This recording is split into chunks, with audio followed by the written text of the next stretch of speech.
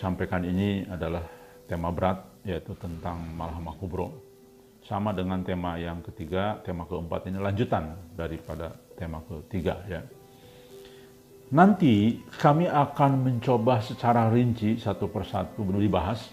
Namun sekarang ini kita akan membahas secara pengelompokan dulu, resumenya dulu, ya. Melanjutkan daripada seri ketiga sebelumnya,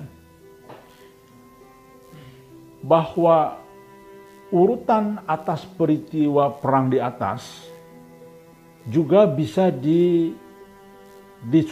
dilihat dari sudut pandang yang lain, ya. Kalau kemarin itu seri ketiga adalah dari sisi pertama sebelum dan sudah dibayat, juga disertai dan tidak disertai oleh Muhammad Qasim pada saat perang itu, dan dipimpin oleh beliau tentunya. Nah, sekarang dari sisi urutan yang lain, ya. Yang pertama,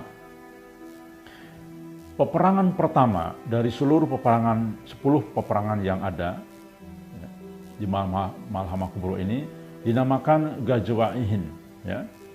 Ghazwa-Ihin ini merupakan permulaan terbentuknya contoh sistem pemerintahan Islami sehingga ditegakkan di Pakistan. Jadi setelah terjadinya peperangan ini, maka mulailah ditegakkan percontohan Islam pertama di Pakistan, ya. Jadi ada pergolakan dulu, kemudian Muhammad Qasim dipercaya untuk memimpin Pakistan karena tentara Pakistan, panglimanya sudah yakin bahwa memang Muhammad Qasim adalah utusan sebagai Al-Mahdi yang akan menyelamatkan Pakistan, ya. Kebetulan ketua tentara Pakistan pun mimpi bertemu dengan Nabi Muhammad SAW untuk membenarkan mimpi Muhammad Qasim. Itu yang akan terjadi nanti, ya. 6 tahun setelah terbentuknya keberhasilan dari pemerintahan percontohan Islam di Pakistan, ya,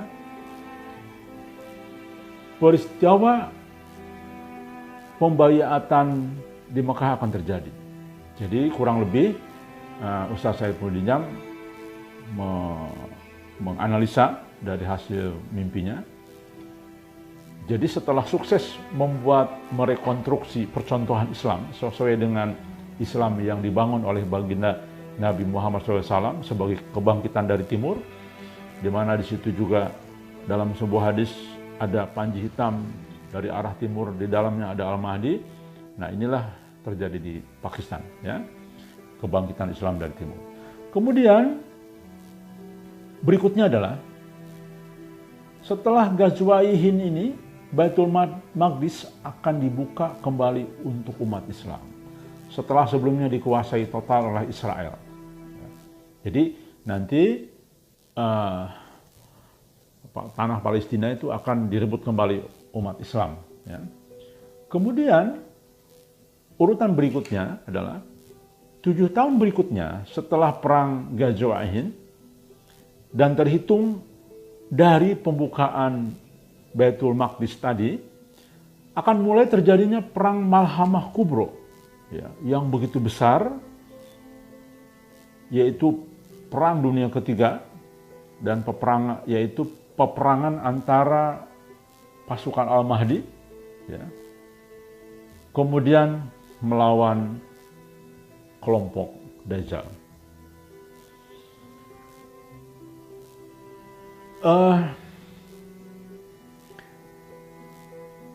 Kapan ini mulai terjadinya? Dari berbagai analisa yang kami coba untuk dirangkum, maka analisa ini masalah prediksi waktu dan sebagainya tentu ada dari dalil-dalil yang ada, ya, dikombinasi pendapat ulama terdahulu dan sebagainya, digabung dengan mimpi Muhammad Qasim, penakwilan dan sebagainya. Secara khusus akan dibahas di sesi berikutnya untuk konteks takwil mimpi Muhammad Qasim ini. Jadi tidak dibahas dalam sesi keempat ini ya. Baik, kita teruskan dengan poin takwil mimpi yang berikutnya. Allah berkata, Qasim, turutilah perintahku atau hiduplah di dalam kegelapan ini selama-lamanya. Percayalah kepadaku, aku akan melindungimu dan membuatmu mencapai takdirmu. Dan Qasim, aku maha kuasa atas apa yang aku kerjakan. Itu kalimat Allah yang ada dalam mimpi Muhammad Qasim. Ya. Takwilnya adalah, ini jelas tidak perlu ditakwilkan. Ya. Setiap perintah dalam mimpi adalah jelas tidak perlu ditakwilkan.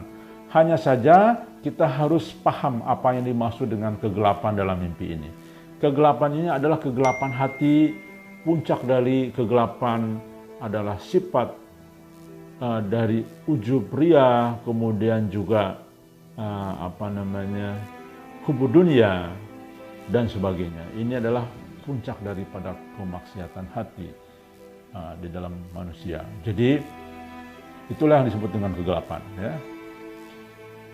Kegelapan tidak akan hilang dengan marah, atau dengan memukul, atau dengan teriak-teriak Allahu Akbar, atau dengan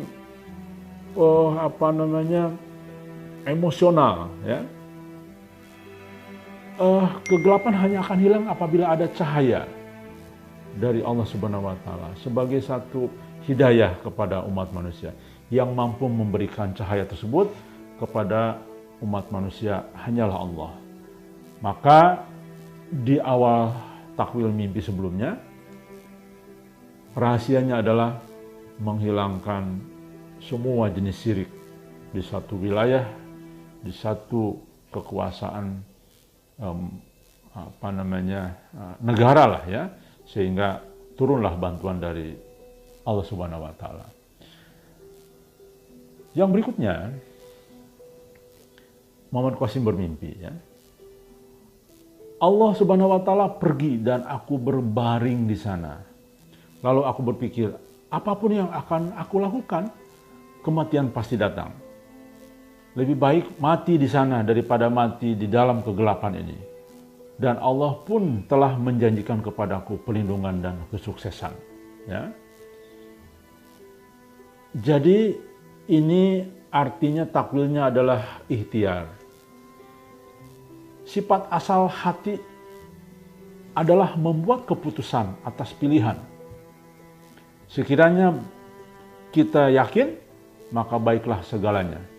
Sebaliknya, jika buruk hati kita, maka buruklah segala hal yang lain. Nah, maksud baik dan buruk adalah ikhtiar pilihan yang ada pada hati masing-masing. Nah, ini beliau mentakwilkan seperti itu. Kemudian, ikhtiar adalah keputusan dari hati untuk membuat pilihan, memenuhi tuntunan dan tuntutan juga kewajiban dari Allah, atau memenuhi tuntutan hati yang memang secara alamiah manusia memiliki satu pilihan. Ya.